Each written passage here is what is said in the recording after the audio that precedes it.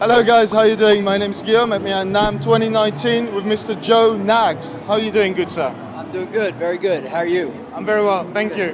We're going to talk about guitars, we're going to talk about the brands, we're going to cover that wonderful thing that is back there. This is our newest model, it's called the Tuckahoe.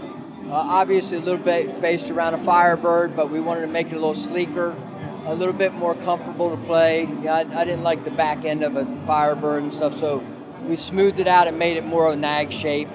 It's a 25.5-inch scale. That's very different than the 24 3/4. We incorporated the Severn X neck into this body, and then we incorporated our trademark bridge, okay? And it is this hinged bridge that we developed for the Severn. So we put that on this guitar too. The first time I saw it, I was kind of confused, like the way it bends with the pickups, and it's just like one solid block. Yeah, it looks almost that way, yeah. And the trem is on a hinge, okay? So it doesn't look like your typical trem bridge, but it's a trem, you know. Because it's recessed as well. It's recessed and is connected to this plate in the front. That's screwed down to the top. That drives a lot of the sound into the body compared to knife edge screws. That's something that really makes our guitars ring the way they do. This one has a P90 in the neck position and a humbucker in the back, a JB4 and a ST-P90. It's done in Galaxy, okay? It's actually got the momentary switch that's on the Doug Rappaport guitar. Oh, okay, cool. I was wondering what the switch was. Yeah, that's the kill switch, okay, that Doug uses. Yeah. This also has our bridge on it, on what's called the Influence Bridge. What we did with this is it made this bridge and tailpiece all one piece, okay? So that the strings are connected to the bridge and there's not a gap between there. Yeah, it resonates in one block. That brings the sound from this back here into the middle of the body. That creates more harmonics, more sustain. When and why did you start your own brand of guitar? What was the motivation behind it? Well, obviously I was with PRS Guitars for 25 years. I had designed a few guitars on my own while I was still there. I used to do it on the weekends. I really wanted to design a guitar that was more of something that I wanted to make. PRSs were great. There were some things that I wanted to do a little differently. I was a Fender player, a Gibson player, so I wanted to design some guitars that were more based on a Strat, Gibson, that type of thing.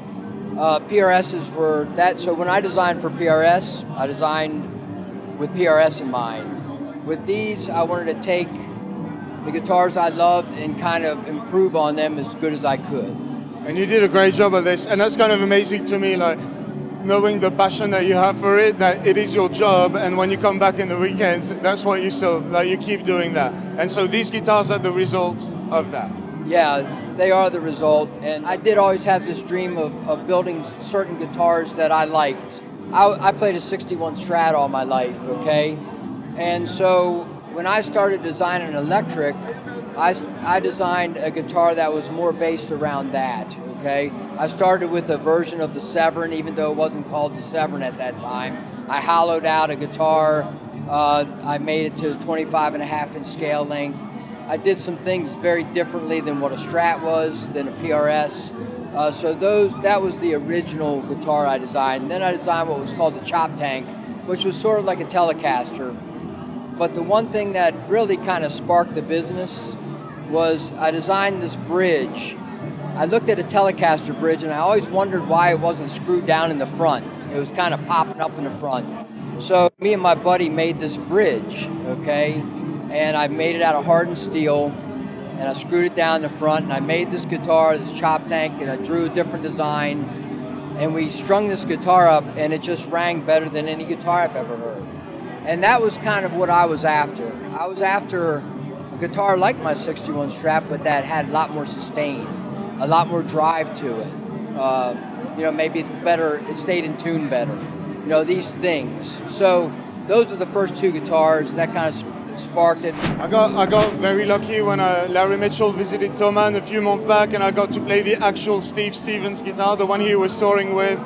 That was very special. Awesome. Although I'm a Strat kind of player as well, so when I got a hang on Larry's guitar, it was amazing. that the whole thing was resonating and it was brilliant. So you did an incredible job at this. That really is the drive. When I really look at the business and I think about the guitar building side of things, I really wanted to produce guitars that were very alive. Okay, a lot of harmonics and sustained really well and just rang as good as that guitar could possibly ring. And that's really what was the drive. And that bridge was kind of what sparked all that. Thank you so much for taking the time. You're welcome. It was a pleasure meeting you. Pleasure to meet you. Thank you guys for watching. This was Mr. Joe Knaggs for Knaggs Guitars at NAMM 2019. I was Guillaume. Thank you very much, and I'll see you soon.